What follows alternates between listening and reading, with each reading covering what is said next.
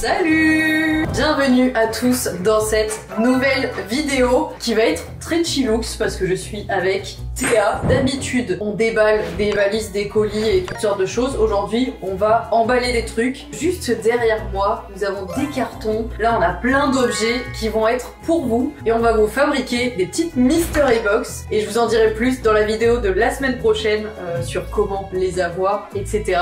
Aujourd'hui, on vous fait juste une petite exclue en fait de ce qu'on met dedans. Je vous en dis pas plus. Mais en même temps qu'on va faire ça, on va répondre à des petites questions un peu croustillantes. J'ai peur. Ça me stresse toujours les vidéos comme ça. Et petite concrétisation, les amis. Je suis hyper heureuse de vous annoncer que cette vidéo est sponsorisée par mon boss, YouTube. Je fais des vidéos depuis que je suis toute petite et je faisais même des séances de projection pour les montrer à mes parents. Et un beau jour, j'ai décidé d'en mettre une sur YouTube et ça a été la meilleure décision de ma vie parce que grâce à YouTube, j'ai pu faire de ma passion mon métier. J'ai publié ma première vidéo sur cette chaîne en février 2018 et je me suis tout de suite mise un rythme de une vidéo par semaine parce que j'aimais trop ça. J'attendais qu'il y ait plus personne chez moi pour prendre ma caméra et tourner un max de vidéos. J'ai pu tester plein de formats, je me suis imposé aucune limite ou aucun thème et je pense que c'est vraiment ce qu'il faut faire au début. Et quand j'ai débloqué la monétisation avec le programme partenaire YouTube, ça m'a permis d'avoir encore plus de liberté dans mes contenus parce que j'ai pu commencer à investir un peu d'argent dans les vidéos, dans une caméra, des éclairages, etc. Créer sur YouTube, ça a de la valeur pour moi parce que ça m'a permis de vivre des expériences hors du commun. J'ai tourné une comédie musicale et ça c'était sur ma liste d'idées de vidéos littéralement depuis 2019. Et surtout, grâce à YouTube, j'ai rencontré plein de personnes incroyables, dont mon copain d'ailleurs. Si c'est une idée que t'as dans un coin de ta tête, je peux que t'encourager à te lancer sur YouTube toi aussi. C'est aussi beaucoup de travail parce qu'il faut investir beaucoup de son temps, mais ça vaut tellement le coup. Et aujourd'hui, je vous retrouve avec Théa pour répondre aux questions les plus intrigantes sur ce milieu et tout l'envers du décor, alors faites couler le thé. Bon bah c'est parti. Je pense on va commencer par prendre une petite boîte. Okay. Est-ce qu'on en prend une pour deux, une chacune, je sais pas.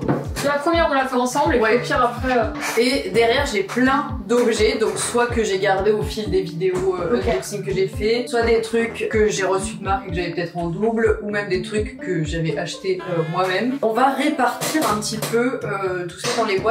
Des trucs, je ne sais même pas ce que oui, non, alors il y a des trucs, vraiment j'ai pris tous les bacs qui étaient remplis d'objets divers. Il y a peut-être des trucs qui sont pas du tout à faire gagner, hein. Attention. Okay. Je pense notamment... C'est ça que je regardais, qu'est-ce que c'est? Ah, une selle de vélo. C'est hilarant. C'est une petite fleur de douche. Regarde, j'ai que des trucs Harry Potter là. On va faire des petites boîtes et il y a aussi des très grosses boîtes. Juste là, j'ai pas encore les boîtes, mais il y aura évidemment des boîtes plus grosses. Bon, pendant qu'on trie ça, j'aime bien cette question parce qu'elle retrace un petit peu aussi nos débuts et notre parcours, etc. Mais quel était ton premier feat sur ta chaîne YouTube? Est-ce que là, tu t'en rappelles et tu saurais citer? De ma chaîne YouTube entière? Ouais, de ta chaîne YouTube entière. Ok, c'est une copine à moi qui faisait des vidéos à l'époque et que du coup j'avais rencontré sur YouTube au tout début de quand je commençais à faire des vidéos et tout. Elle fait plus du tout de vidéos maintenant, elle fait genre 8 ans quoi. Ah c'est drôle. Ma première amie virtuelle des réseaux quoi. Non, vous êtes rencontrés pour faire la vidéo. On avait fait des vidéos, non mais carrément on avait fait une semaine de vacances ensemble et tout, on s'entendait trop bien. Ah mais je te jure. Et du coup c'est la première personne avec qui j'ai fait une vidéo, parmi mon ex. Pareil. J'allais dire, je crois, mon premier feat. Bah... D'ailleurs, c'est toujours sur ma chaîne YouTube. Genre, sauf si je la mets, si je la supprime au cours de cette vidéo. La première question. Enfin, au début, genre, du coup, comme c'est le début de la chaîne. Mais attends, et tu comprends pas trop l'impact et tout quoi. Vidéo. Avec mon ex? Oui. Ah, je suis sûre qu'on a fait une vidéo de maquille. C'est ça. Classique shit. C'est vraiment le YouTube de 2016. Au secours. C'est vraiment une époque où tout le monde faisait la même chose et ça posait pas de problème. Oui. Alors qu'aujourd'hui, j'ai l'impression que c'est un peu plus touchy. Il y avait vachement plus le truc trend. Genre les tags et tout à l'époque, des youtubeuses beauté et tout. Du coup, tout le monde reprenait les mêmes tags. C'était genre une liste de questions et tout le monde faisait à sa sauce. Et limite, on le refaisait tous les ans. Ouais, de update, challenge, des trucs comme ça. C'était que des trucs de trend en fait. Et maintenant, c'est ce qu'il y a sur TikTok en vrai. Moi, j'avais trop ce moment sur YouTube. C'était iconique. Il y a beaucoup trop de trucs pour une boîte là. Est-ce qu'on fait une boîte que Harry Potter ou est-ce qu'on les mixe dans plusieurs boîtes? Moi je pense que tu sais c'est cool si t'as une boîte et la personne elle va kiffer tout ce qu'il y a dans la boîte. Ouais c'est vrai. Regardez cette magnifique tasse Hogwarts Legacy. Les mini pop ça me régale. Ah mais ça c'est trop chou, je savais même pas que ça existait. C'est excellent. Ah c'est un support pour Switch. Une protection pour manette, une souris, une figurine, des mini pop. Ça fait beaucoup, tu veux mettre tout ça dans le même? Un mug et un casque. Bah, ça y a aucun problème. Attends, c'est pas grave, on le fait dépasser pour l'instant, je le mettrai dans une autre boîte. J'adore faire ça. J'ai l'impression qu'on est un peu des lutins du Père Noël. Mais oui, de fou. C'est vraiment... Vraiment les petits lutins. Celle-ci c'est bon du coup? Bah ouais, je pense que... On en fait une Harry Potter, c'est sympa hein. Oh, mais attends, c'est un Tamagotchi. Oh non, Alors excellent. ça, c'est incroyable. Alors ça c'est excellent. On peut faire peut-être plus enfant quoi, enfantin. Un petit canard. C'est excellent ça. Ah, un double. Ah c'est trop bien. Des écouteurs sans fil. Après, ils sont en forme d'ours. Regarde. Oui. C'est un petit ours. Ah non, mais ça c'est trop mignon. À deux doigts de me les garder.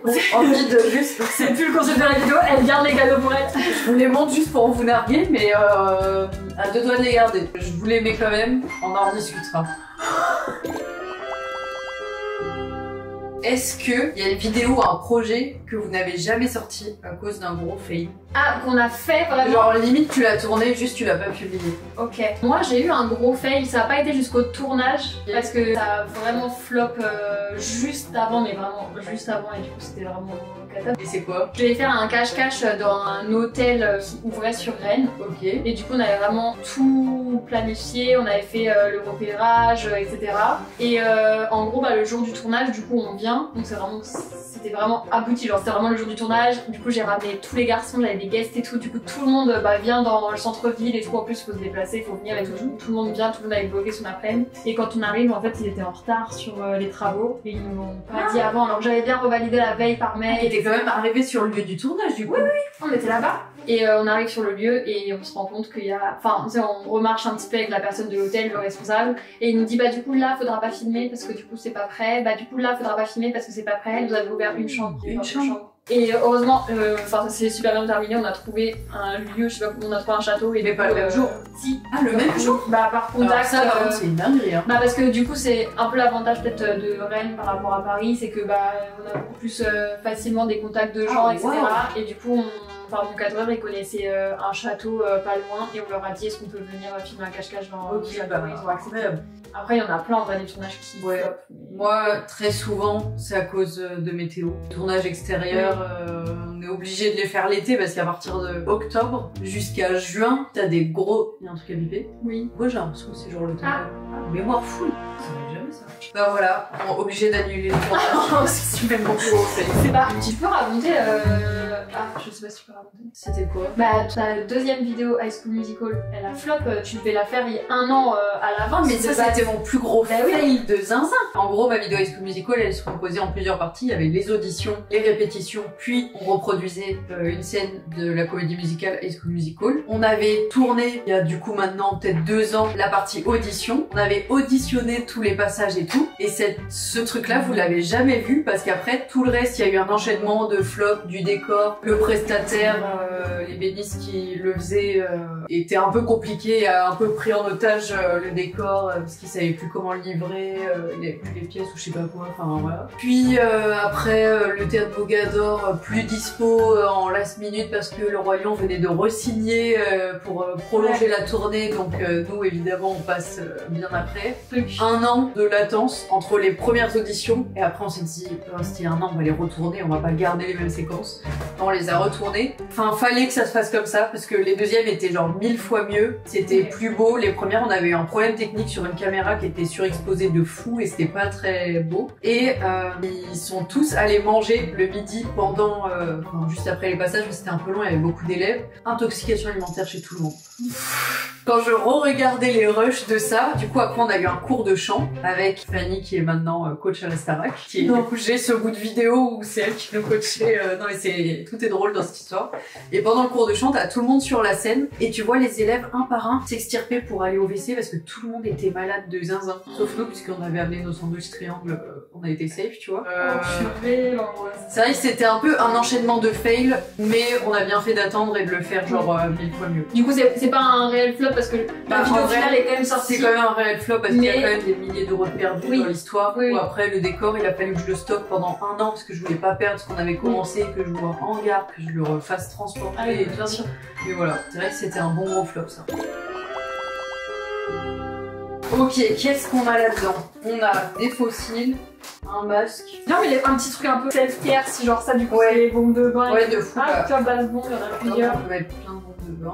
Hop. Là, on a un savon à l'huile d'argan, ouais, qui masque. Love glitter masque, super mini ça. Un petit savon. On a encore un. Ah non, ça c'est un shampoing solide. Eh ben, tu vois. Un masque de nuit. Masque de nuit.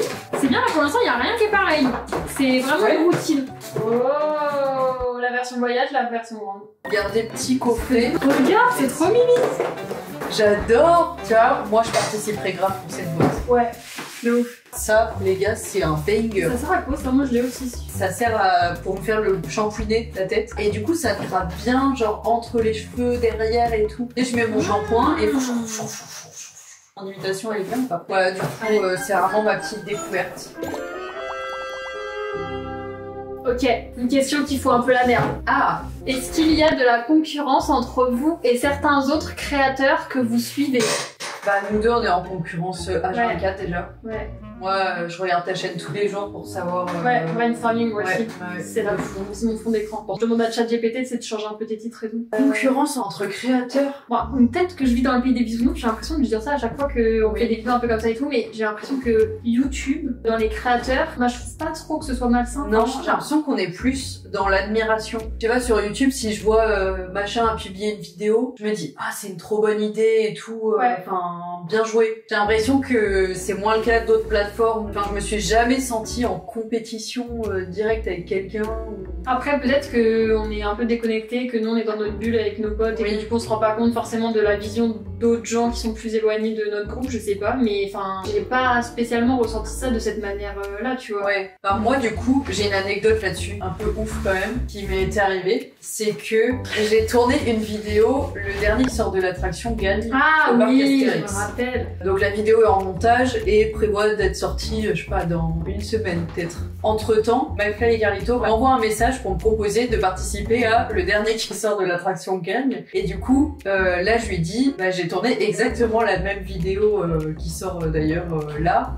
Voilà, c'est juste pour te dire, après moi je suis chaud quand même et tout. Du coup il m'appelle pour qu'on voit. Et là où YouTube c'est positif, c'est juste on en a discuté pour trouver le bon compromis pour pas que les gens écrivent au plagiat ou je sais pas quoi, parce qu'on savait que leur vidéo sortira après. Bon après peut-être qu'il y a d'autres personnes qui auraient d'autres avis, mais vraiment... En fait, je pense que sur YouTube, tu tiens que si t'es vraiment passionné de genre faire des vidéos et tout, parce que ça demande énormément de taf de faire une vidéo YouTube. Ouais. Du coup, j'ai l'impression qu'il y a beaucoup plus ce truc-là de les gens qui sont là, ils sont vraiment là parce qu'ils aiment YouTube. Ouais, et du coup, on capte tous aussi la grosseur des projets des gens, parce que du coup, on capte ce que nous on fait on se rend compte et tout. Et donc, je pense que chacun, on est un peu en mode oh putain, un truc de ouf et tout. Oui. Je sais pas. On est trop kiki, c'est pas du tout une question qui nous a mis dans la merde, il en faut une autre. Ah, j'en ai une drôle. Est-ce que vous avez déjà accepté un placement de produit que vous ne recommanderiez pas aujourd'hui? Un truc que je recommanderais pas. Attends, Recommanderais pas, c'est fort, ça veut dire que... Genre aujourd'hui, je te le déconseille. Oui, c'est ça. Mais tu sais, à la limite, un produit que maintenant tu te servirais plus ou Oui, des trucs voilà, comme ça. il y a des trucs à Mais l'époque que tu recommanderais plus maintenant, c'est vraiment c'est hardcore. Ma toute première OP, c'était avec une appli de rencontre et juste elle a fait faillite et n'existe plus aujourd'hui. Mais c'est tout, du coup je peux même pas ne pas le recommander vu qu'elle existe juste. Ah oui, ok. Avez-vous déjà rencontré un abonné un peu trop obsédé? Déjà c'est vaste. Mais là, je sais pas ce qui s'est passé de cette... Non, alors, l'anecdote à laquelle j'ai pensé en premier, c'était il y a 1 an. Mais c'est vraiment... J'ai une anecdote de fou moi aussi. Et moi elle est Vraiment. hyper actuelle. Ça m'a tellement cringe. Vas-y. Non, toi d'abord. Enfin, je vais expliquer, je vais essayer de prendre les formes parce qu'en fait, je peux grave comprendre qu'il y a la notion où des fois, quand tu regardes quelqu'un sur tes réseaux, sur ta télé, sur ton téléphone, etc., que tu rencontres dans la vraie vie, il y a vraiment une dimension qui peut faire un peu un... Là tu trouves des excuses, j'attends de savoir ce qui s'est passé. J'essaye de mettre les formes parce que c'est bien, j'ai peur, j'ai pas envie de vexer qui que ce soit, mais objectivement, je me suis jamais sentie aussi mal à l'aise de toute ma vie entière. Et les garçons ont dû venir me sauver, genre. Enfin, heureusement qu'ils étaient là, que j'étais pas toute seule. En gros, il y a 1 an, On a fait un pop-up Locked, donc Bouzy, il a une marque de fringues. Et donc on était tous sur Paris pour faire un pop-up pour sa marque de fringues, pour la nouvelle collection qui sortait et tout. Du coup c'est vraiment un week-end entier où on est au pop-up et on était tous là, etc. Il y avait tous les garçons du coup du local où je suis, etc. Il y a un mec qui vient, donc il était tout seul, il rentre dans la boutique, etc. Et du coup il commence à nous parler et tout, donc il y a pas de souci. Enfin du coup on est là pour rencontrer les gens et tout, sinon on serait pas là, voilà. Donc on discute, machin, et tu vois, il parle beaucoup, sauf qu'il y a beaucoup de gens qui viennent et tout, donc on peut pas rester non plus 1 heure avec chaque personne. Donc on essaye un petit peu, mais vraiment il lâchait pas la pompe. Il restait dans la boutique, même s'il nous parlait pas, tu vois, ça se voyait qu'il zonait, en gros, il attendait, il bougeait pas trop, etc. Et vraiment, ça faisait au moins peut-être 2 heures qu'il était dans la boutique et qu'il bougeait pas, et qu'il juste il nous observe et il essaye de rentrer un peu dans les combes entre les gens, entre eux, enfin. Et à un moment donné, je parlais avec Arman, un des garçons du Google, et on parlait tous les deux et tout, et il rentre. Attends. Il rentre dans la cour, donc vraiment on était vraiment en face à face avec Arman. Il arrive comme ça, il rentre, il regarde Arman, et du coup on est dans une boutique, hein. Il regarde Arman et il fait et Théa, elle coûte combien pour que je l'achète? J'étais là genre. Arman il regarde, il fait pardon. Ah ouais, je voudrais la mettre dans mon décor chez moi. Il y en a aucun des garçons qui a rigolé. Ils sont tous arrivés, ils étaient en mode, par contre, calme. Ouais. Du coup, genre, il y avait vraiment une ambiance trop bizarre. Et il est parti après? Enfin, comment ça s'est... Je crois que les garçons lui ont dit de partir. Ok. Bref, voilà. Vas-y, à toi. Je vais essayer de voir, est-ce que je vais retrouver... Parce que moi aussi, ça me fait presque un peu peur. Oula. J'utilise beaucoup Vinted. J'en parle pas forcément sur les réseaux, donc j'ai beaucoup de gens qui achètent des trucs sans savoir du tout que je suis créatrice ou quoi, tu vois, parce que je mets pas des photos portées où on voit ma tête. Alors de base, je vends une robe, et la photo, elle est coupée là, donc la robe, c'est une robe en cuir qui va avec des cuissards, donc normalement c'est un ensemble, mais on voit pas ma tête dessus. Le gars m'écrit pour la robe et tout, qu'il aime bien, il me demande si je vends aussi les cuissards. Mais moi, à ce moment-là, je suis en train de faire un tri, je me dis, vas-y, si tu veux, je te fais un lot avec les deux et tout. Moi, je me suis dit, ça doit être pour sa copine. Toi, t'étais en mode négociation d'affaires. C'était pour sa meuf, ou je sais pas, tu vois. Je fais la vente et tout, il reçoit le truc, et là, il m'envoie un message et il me dit, merci beaucoup, est-ce qu'il y a moyen d'avoir une photo où tu les portes en souvenir pour aller avec et tout. En tout cas, super tes vidéos. Donc là, je comprends que c'est un abonné, et je trouve ça un peu bizarre qu'il me demande une photo de moi qui les porte. Enfin, c'est bon, il les a, les chaussures, tu vois, il peut les offrir à sa meuf, ou je sais pas ce qu'il fait avec, tu vois, mais j'ai trouvé ça un peu bizarre, et je pense que c'était un fétichiste. Je suis allée voir son compte, et il achète que des trucs de créatrices. Tu sais, tu vois les commentaires en mode de merci Iris Mittenard pour les chaussures ou je sais pas quoi. Et là, du coup, j'ai tourné une vidéo avec des nouvelles chaussures et il m'a écrit sur Vinted pour savoir si j'allais les vendre. Donc déjà, il a remarqué que c'était des nouvelles chaussures. Du coup, là, je me dis, j'ai vendu mes chaussures à un abonné pour qu'il fasse sûrement des délires chelous avec, tu vois. Genre là, en pleine conscience, mes petites cuissardes super sympas. Si je peux me confesser, j'ai mis d'autres paires de chaussures en vente et m'a demandé s'il pouvait les acheter un lot, et j'avoue que j'hésite à accepter parce que quand même, tu vois, il me prend tout d'un coup. Ok, prochaine question, on a beaucoup d'anecdotes. Comment gérez-vous les commentaires déplacés ou sexuels qui vous sont parfois adressés? J'adore cette question parce que je vois des fois tes stories, t'as une façon de les traiter très iconique. Le truc que je déteste le plus, c'est que c'est pas une question d'ego, c'est pas une question de vouloir avoir raison ou des trucs comme ça, mais c'est un truc que je déteste dans la vie, c'est que les gens qui font des trucs de merde pensent qu'ils seront impunis. Ça me fait péter les plombs. Et alors je peux passer des heures juste qu'ils aient pas ce sentiment d'avoir gagné alors qu'ils ont fait de la merde. Moi je parle en mon nom, j'en reçois assez souvent parce que malheureusement ou heureusement, mais ça va être un fait factuel, je suis suivie par plus d'hommes et tous les problèmes que j'ai c'est avec des hommes. Je suis désolée. J'ai une communauté majoritairement masculine encore, notamment sur Instagram. Enfin ouais, moi aussi sur Insta, sur YouTube zéro. Jamais eu de... les gens ils commentent que pour dire des trucs... Mais parce que les commentaires sont publics.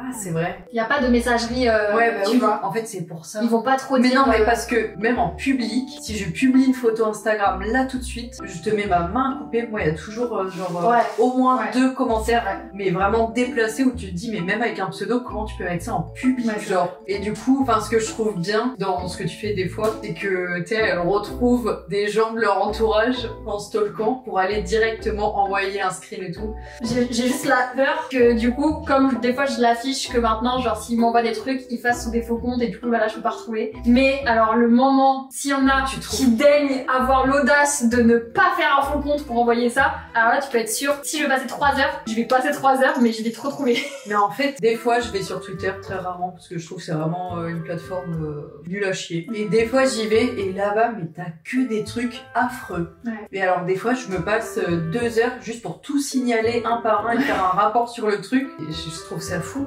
même si je sais que ça sert à rien de signaler parce qu'il y en aura des nouveaux dans 2 semaines. Mais... Est-ce qu'on mettrait pas la petite peluche avec ça? Ouais, si, en vrai, ça peut grave aller. Là, j'ai des trucs absolument énormes. J'ai des le petit jeux. jouet au pire. Là, je pense que je vais faire une box avec que des jeux de société dans un Monopoly. Un petit canard clignotant. Ne pas mettre dans la douche, ça clignote. Alors, avez-vous déjà supprimé une vidéo parce qu'elle avait fait un tournant trop gênant ou controversé après sa publication? Moi, je pense que j'ai rien. C'est quelque chose, ça se voit. Non, bah, j'avais fait, pourtant le concept je le trouve vraiment banger, mais j'avoue un peu risqué, donc ça m'étonne pas tant finalement. Je me doutais que c'était une possibilité possible pour la vidéo à terme, mais j'ai fait une vidéo où j'envoyais un questionnaire à mon ex pour savoir ah mais je l'ai vu, et tout, ouais. J'ai regardé cette vidéo, elle a été supprimée. Ah ouais, je l'ai supprimée. Pourquoi? Bah on se parle plus. Donc c'est gênant. Bah, Par contre, le concept était trop drôle. Oui, en fait, moi je trouvais le concept trop bien. Oui. Prochaine question. Je pense qu'on va finir avec cette question. Quel est le plus gros mythe sur les youtubeurs que vous aimeriez casser? Comme ça, on termine sur une note positive. Oui, il y en a plein en vrai. Il y a beaucoup de mythes sur les youtubeurs. Le fait qu'on est des gros chômeurs, je vois tellement en mode bah ça va, tu te plains, tu fais des vidéos alors que t'as une vie de rêve. Oui, on a beaucoup d'avantages et on en est globalement très conscient, je trouve, sur YouTube. Mais là, je vais vous tendre ceux qui n'y croient pas. On travaille. Désolée de vous l'apprendre. Je pense que du coup, bah c'est toujours le même problème, c'est qu'il y a beaucoup de gens qui sont maintenant créateurs, mais ça veut pas dire que tout le monde est créateur de contenu YouTube déjà. Oui. Il y a une vraie différence, enfin de la production de vidéos YouTube, genre ça prend vraiment beaucoup de temps et bah d'ailleurs c'est pour ça que tous les créateurs de contenu ne sont pas forcément sur YouTube parce que c'est vraiment une autre manière de créer. Bah, c'est pas forcément mieux, c'est pas moins bien, c'est pas mieux. Non, mais c'est différent. Et il y a plein de gens qui taffent de ouf et qui sont que sur Insta ou qui sont que sur TikTok, etc. Mais pour être sur YouTube, ça tu demande. n'as pas le choix en fait. En fait, je pense qu'on peut quand même pas nier que YouTube c'est quand même la plateforme qui demande le plus de travail. Pour un contenu. Pour un seul contenu, ouais. Parce que c'est pas comme si tu pouvais publier des stories tous les jours, quoi. Enfin, là, des vidéos, pour en faire tous les jours, faut vraiment avoir une équipe énorme derrière. Parce que, aussi, on fait des trucs plus produits, parce que nous, on est dans un créneau où on a déjà un peu fait nos preuves, on a déjà commencé à gagner de l'argent, ce qui permet de réinvestir, etc. Et ce qui fait qu'on fait des vidéos plus à concept, divertissement et tout, donc qui coûtent plus d'argent, parce que les gens aussi, enfin, les viewers ont des attentes plus élevées que en 2016, en vrai. Et du coup, bah, faut suivre la cadence forcément. Même sans ça, bah du coup par définition c'est des formats longs, donc forcément ça prend plus longtemps à faire aussi, c'est normal. Même quelqu'un qui commence YouTube, là si vous voulez commencer YouTube demain, bah vous allez avoir du travail, même si vous faites juste un fast cam sans rien et tout, parce qu'il y a du montage. Et que monter un format long, bah ça prend forcément un peu de temps. Tu vas devoir passer un petit moment à installer ta caméra, ton éclairage, enfin...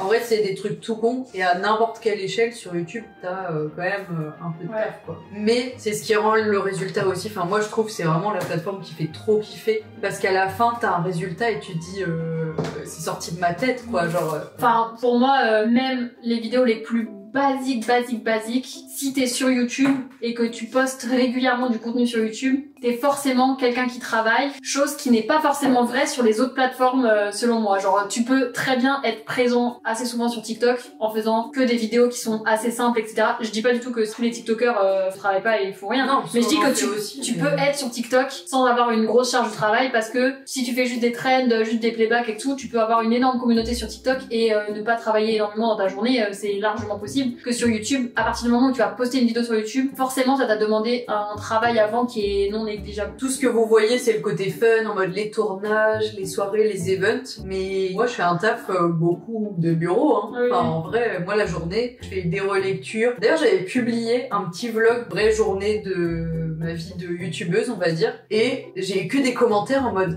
pas si fun, en fait. Qui a envie de faire ça? Je te jure, j'étais choquée. J'étais en mode, bah, vous la voyez Bah, peut-être que les... Oui, bah... Après, en fait, ce qui est cool quand même, c'est que les journées se ressemblent pas toutes. T'as autant des bien journées sûr. full bureautiques que des journées full C'est incroyable, et c'est un métier incroyable.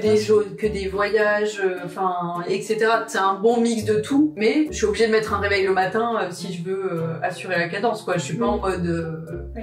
En fait, le seul truc, mais ça c'est un point positif de n'importe quelle personne qui travaille à son compte ou qui a sa propre entreprise, le point positif, c'est que c'est la vérité. Si jamais demain je ne veux pas travailler, je ne travaille pas. C'est la vérité. Ouais. Mais par contre, à quel prix? Bah ça c'est qu'en gros, enfin c'est que du coup si nous on travaille pas, il y a non plus personne qui travaille du coup, et donc bah on remplit pas nos obligations parce qu'on signe quand même des contrats, parce que si on veut vraiment s'y tenir et que c'est notre métier et qu'on sort une vidéo par semaine, bah en fait ta vidéo faut qu'elle avance. Donc bah si tu travailles pas un jour, bah t'as un jour de moins pour sortir ta vidéo de la semaine prochaine, etc. Dès que t'es à ton compte, en fait t'as trop envie d'en faire plus et de développer ton activité à fond. Mais parce que si t'as l'impression que ça repose sur toi. Et tout repose sur toi, et surtout bah, comme tu dis, derrière nous il y a des contrats, tu vois. Je pourrais ne pas me lever demain et annuler une vidéo, mais du coup qu'est-ce qu'on fait d'un contrat que j'ai déjà signé? Là faut le rompre, comment on fait? Ouais. Les gens derrière ça va les saouler, ils voudront plus retravailler avec moi, je vais perdre de l'argent. Enfin... C'est pas parce qu'on est maître de notre emploi du temps qu'on n'a pas d'obligations. Après, toutes les obligations, c'est nous qui les choisissons. Ça, c'est aussi le point positif. En gros, quand t'es ton propre patron, bah, s'il y a un contrat qu'on veut pas signer, on signe pas. Ce qu'on signe, après, on est obligé de le respecter parce que, bah, on est professionnel. Mais voilà pour ce petit mot de la fin. En tout cas, si vous voulez vous lancer sur YouTube, je peux que vous encourager à le faire parce que moi, ça a vraiment changé ma life. Ah ouais, et j'ai trop un truc à dire aussi pour la fin. C'est vrai? Bah, en mode, conseil à donner? bah, ça va un peu dans la même réponse que la question, mais je trouve il y a un mythe en mode il y a trop de youtubeurs, YouTube c'est bouché ou quoi. Et je trouve que c'est maxi faux. Je trouve juste que comme c'est un truc qui se désacralise un peu, voilà, bah du coup il y a de plus en plus de gens qui tentent et du coup c'est très bien. Mais pour moi, si t'as une personnalité qui peut matcher et que t'as des bonnes idées, je suis persuadée qu'il y a encore plein de gens qui peuvent percer. Il y a tout le temps des renouvellements, il y a des gens... En fait, c'est vraiment un cycle. Tu peux autant faire des vidéos très simples, des vlogs, même limite avec très peu de montage. Et bah si c'est ta DA et c'est comme ça que tu vois les choses, bah juste tu continues comme ça. Et faut juste avoir beaucoup de rigueur parce qu'il y a quand même un gros laps de temps où tu gagnes pas d'argent sans ça et où ça te prend beaucoup de temps. Mais il faut juste y croire et être passionné. Et franchement, il y aura tout le temps de nouvelles personnes qui vont regarder YouTube. Et tout le monde a toujours quelque chose à apporter en plus, une vision différente. Peu importe en fait, mais rajoutez juste ta petite patte d'un truc. Et c'est tout. Voilà. J'ai l'impression d'être un peu les grandes sœurs. J'adore. Bah écoutez, merci beaucoup d'avoir regardé cette vidéo. Merci beaucoup Théa de m'avoir aidé à composer une petite mystery box qui seront disponibles dans la vidéo de la semaine prochaine. S'il y en a que vous avez kiffé, il faudra cliquer sur la vidéo pour pouvoir vous les procurer. Et merci évidemment à YouTube. Merci d'avoir sponsorisé cette vidéo, mais merci aussi pour la vie. Merci les merci les c'était vraiment. Voilà, merci à tous d'avoir regardé cette vidéo. Merci de me suivre depuis autant de temps et bienvenue aux nouveaux si vous êtes nouveaux. Et moi je vous fais une pluie d'amour et de vidéos et à très bientôt pour une prochaine vidéo. Bisous.